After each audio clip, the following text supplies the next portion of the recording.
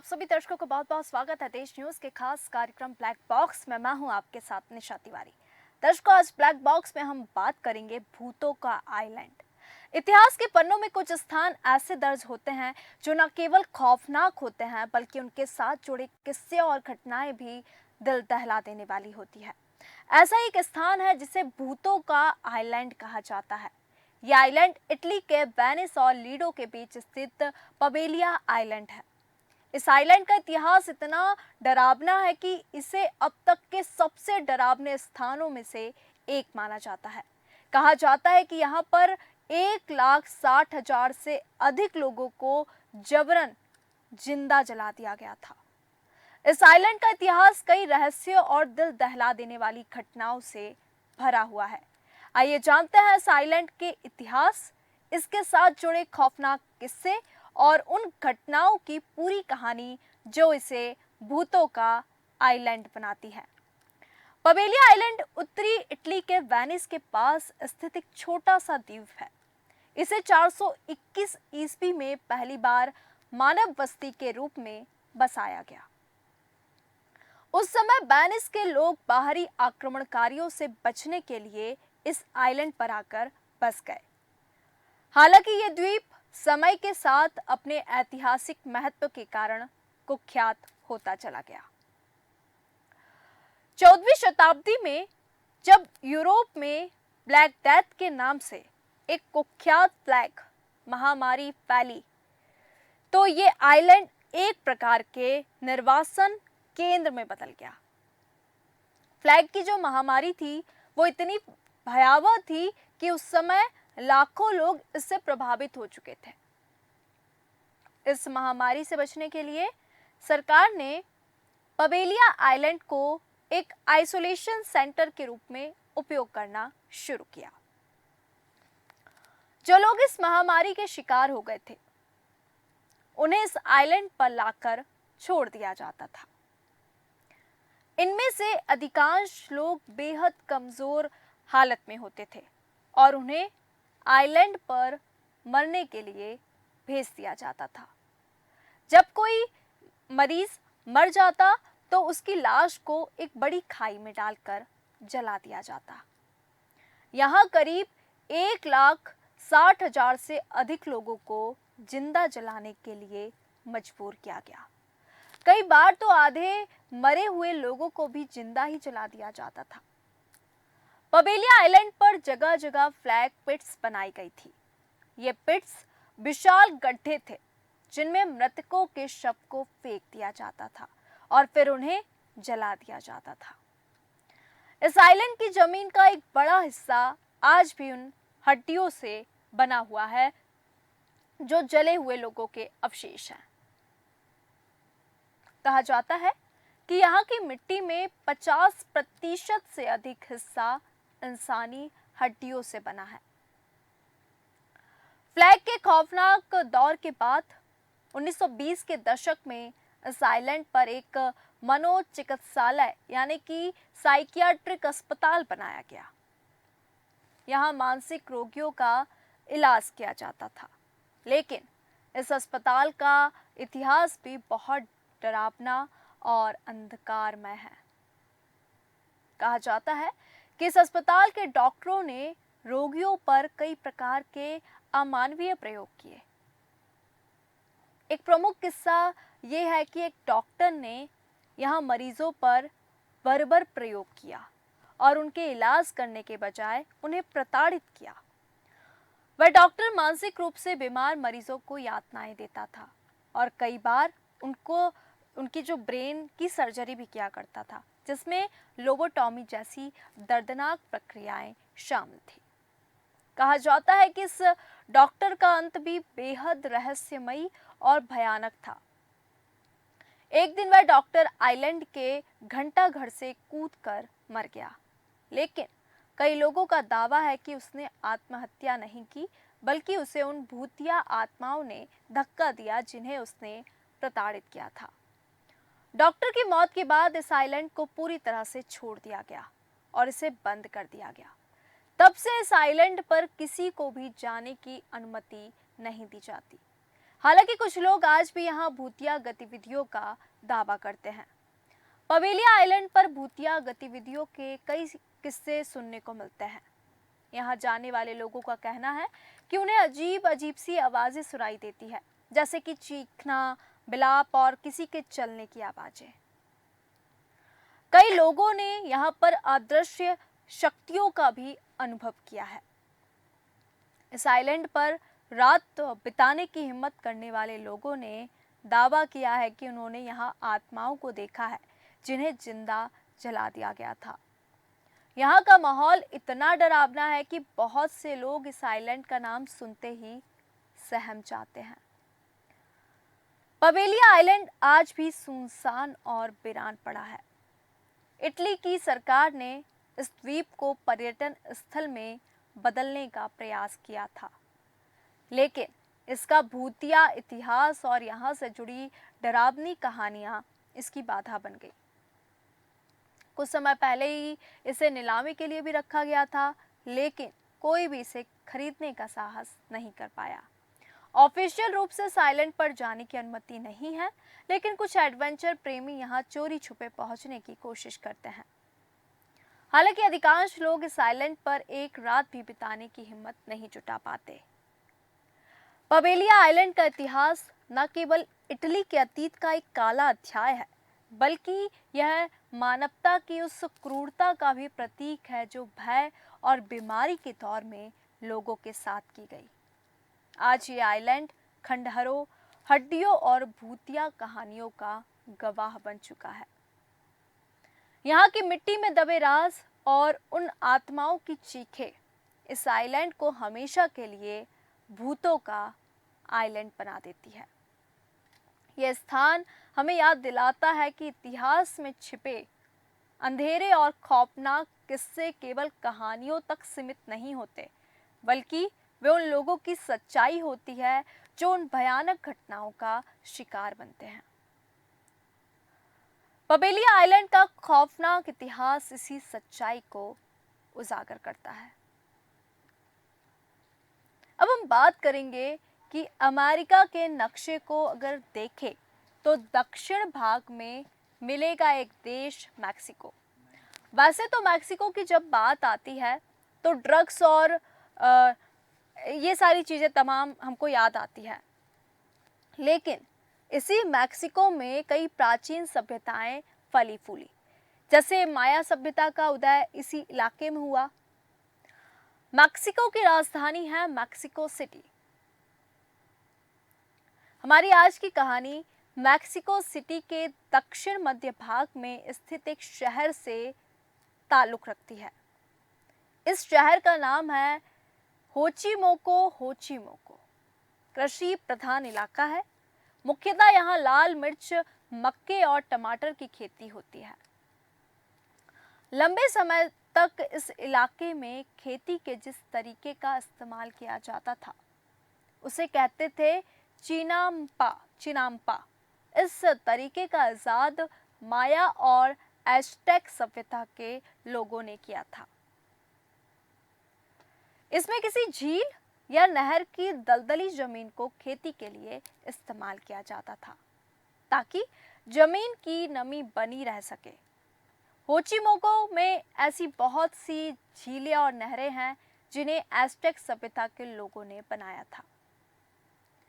इनके बीचों बीच बने चिनाम्पा अब टापू का रूप ले चुके हैं। स्पेन के आक्रमण से ये पूरी कहानी शुरू होती है, क्योंकि लंबे समय तक चिनाम्पा मैक्सिको में खेती का मुख्य तरीका हुआ करता था। फिर सब कुछ बदल गया जब 14वीं शताब्दी में स्पेन ने मैक्सिको पर आक्रमण किया। मैक्सिको में तब एज़टेक सभ्यता के लोगों का राज था।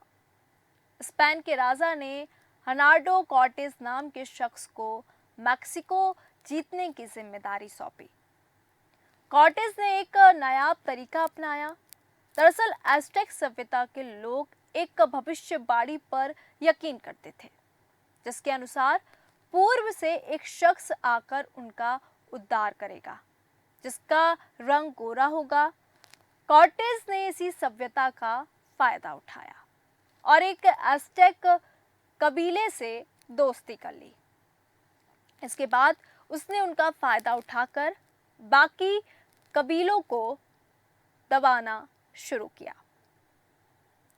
जब एज़टेक के लोगों को उस पर शक हुआ तो कॉर्टेज ने उनके सरदार को बंदी बना लिया और बहुत सा पैसा लेके भाग निकला। इसके बाद वो स्पेन के जंगी बेड़ा लेकर लौटा और धीरे धीरे पूरे एज़टेक इलाके पर कब्जा कर लिया। लाखों लोग इस मुहिम में मार डाले गए।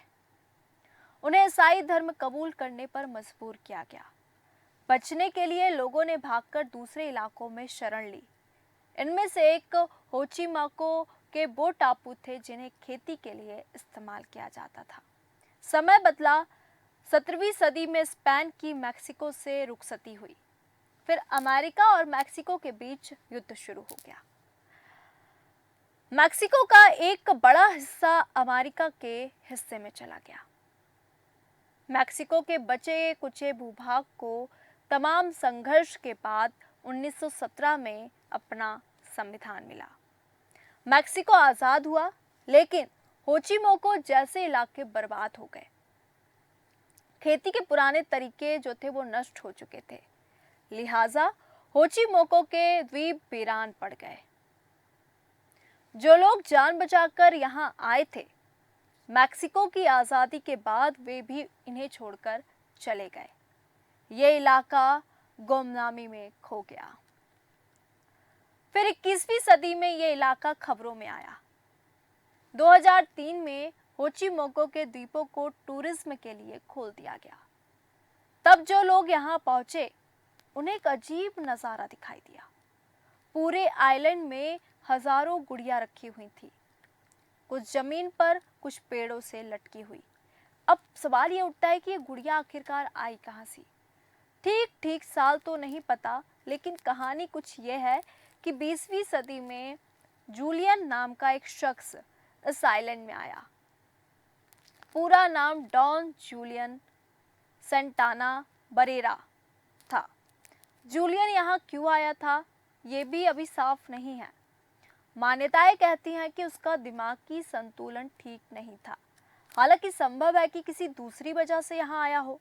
वजह जो भी रही हो, जूलियन अपना परिवार और काम धंधा छोड़कर द्वीप पर बस गया। यहीं खेती कर उसने अपना गुजारा चलाया। फिर एक दिन उसके साथ एक घटना हुई।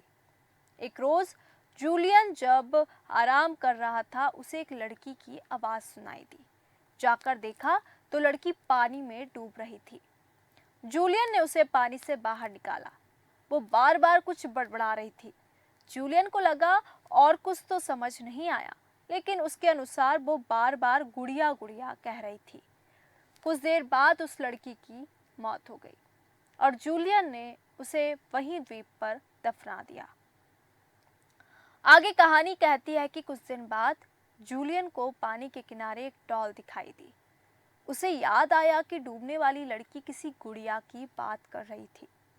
उस बच्ची को ना बचा पाने का गिल्ट तो जूलियन के मन में था, इसलिए उसने उसकी याद में गुड़िया को अपने पास रख लिया और फिर कुछ दिन बाद उसे एक पेड़ पर टांग दिया। आगे आने वाले दिन जूलियन के लिए और मुश्किल होने वाले थे। बच्ची की मौत का सदमा रह रहकर जूलियन पर हावी होता गया। नतीजा ये हुआ कि उसे लड़की की परछाई और आवाजें सुनाई देने लगी। उसकी जो फसल थी वो भी खराब होने लगी। इस समस्या से निजात पाने के लिए जूलियन ने एक तरीका निकाला। उसने टापू पर डॉल्स को इकट्ठा करना शुरू कर दिया। उसे लगा ऐसा करके लड़की की आत्मा को शांति मिलेगी। वो डेली झील के किनारे जाता और गुड़िया ढूंढता। ये कवायद कई साल यूं ही चलती रही। इस दौरान जूलियन ने बहुत सारी डॉल्स को इकट्ठा कर ली और पूरे आइलैंड को गुड़ियों से भर दिया। पेड़ पर लटकी तारों से झूलती डॉल्स, जिन्हें देखना एक डरावना एहसास होता है। एक दिलचस्प बात यह है कि यूं तो गुड़िया बच्चों के खेलने की चीजें हैं, लेकिन इन्हें हॉरर से जोड़कर भी देखा जाता है। इसी कारण गुड़ियों पर आधारित सैकड़ों हॉरर फिल्में आपने देखी भी होंगी, सुनी भी होंगी और पढ़ी भी होंगी। क्योंकि बॉलीवुड की बात करें तो पापी गुड़िया, ततैया बिच्छू जैसे भूतिया खिलौनों से हम सब रूबरू हैं। अब हम बात करेंगे कि आखिरकार ये जो गुड़िया होती थी डरावनी क्यों लगती है, क्योंकि अमेरिकन न्यूरो साइंटिस्ट थालिया विटली के अनुसार इसके पीछे एक दिलचस्प कारण है। दरअसल हमारा दिमाग चेहरे पहचानने में माहिर होता है, एक्सपर्ट होता है। नाम हमको याद हो चाहे ना हो, लेकिन चेहरा जो है वो हमेशा याद रहता है। चेहरे पहचानने में मानव मस्तिष्क का कोई जवाब नहीं है। यहाँ तक कि कंप्यूटर जो हमसे भी बहुत ज़्यादा जानकारी रखता है, बड़े बड़े कैलकुलेशंस कर सकता है, वो भी चेहरों में अंतर कर पाने के मामले में इंसानी दिमाग से थोड़ा पीछे है, क्योंकि हम चेहरा पहचानने में माहिर होते हैं। इसलिए आलू से लेकर बादल तक में हम चेहरा बनता हुआ देख लेते हैं। हालांकि इसी के चलते कुछ चेहरे हमें असहज कर देते हैं। मसलन गुड़िया का चेहरा इंसानी बच्चे जैसा दिखाई देता है। हम जानते हैं कि वो जिंदा नहीं है, लेकिन गुड़िया की मुस्कान असली लगती है। आंखें देखकर ऐसा लगता है कि हमको वो देख रही है। इसी कंफ्यूजन के चलते हमको ना डर का एहसास पैदा होने लगता है, और अगर विज्ञान की भाषा में इस डर को फिडीफोबिया कहते हैं। ये फीलिंग आपको आइलैंड ऑफ डॉल्स की तस्वीरों को देखकर भी महसूस होगी। यह आइलैंड पहली बार 1990 के दशक में चर्चा में आया, जब डॉन जूलियन पर बनी एक डॉक्यूमेंट्री टेलीविजन पर प्रसारित हुई। ये पहला मौका था जब लोगों ने डॉल्स वाले आइलैंड के बारे में सुना। शुरुआत में तो इस पर खूब चर्चा हुई, लेकिन चूंकि ये सोशल मीडिया का दौर नहीं था, इसलिए कुछ समय बाद सब इसे भूल गए कि आखिरकार ये जो आइलैंड था, क्योंकि भूतिया आइलैंड और गुड़ियों वाला जो आइलैंड है वो हमें देखने को मिलता है, जहां जिंदा जला दिए गए थे 1,60,000 लोग। बेहद भूतिया आइलैंड, जहां पे आप कदम रखेंगे वहां पर ही आपको इंसानी हड्डियां मिलेंगी। आइलैंड से, इस भूतिया आइलैंड से आज भी अजीबो तरह की आवाज़ें आती हैं। एक पूरा द्वीप जो है वो भूतों से भरा हुआ है। मिट्टी में इंसानों की राख भरी हुई है। एक महामारी जिसमें 1.5 लाख से अधिक लोगों को जिंदा जला दिया गया। साथ ही साथ गुड़ियों वाला जो आइलैंड है उसके बारे में भी हमने जाना कि आखिरकार उस आइलैंड में इतनी सारी गुड़िया कहाँ से आई। आज के खास कार्यक्रम ब्लैक बॉक्स में हमने जाना भूतों वाला आइलैंड, साथ ही साथ गुड़ियों वाला आइलैंड। भूतों वाला आइलैंड जहां पर 1,60,000 लोगों को महामारी के कारण जिंदा जला दिया गया, और साथ ही साथ गुड़ियों के आइलैंड की क्या कहानी थी वो हमने आप तक साझा की। तो दर्शकों, इस खास कार्यक्रम में फिलहाल इतना ही। बने रहिए देश न्यूज़ के साथ। नमस्कार।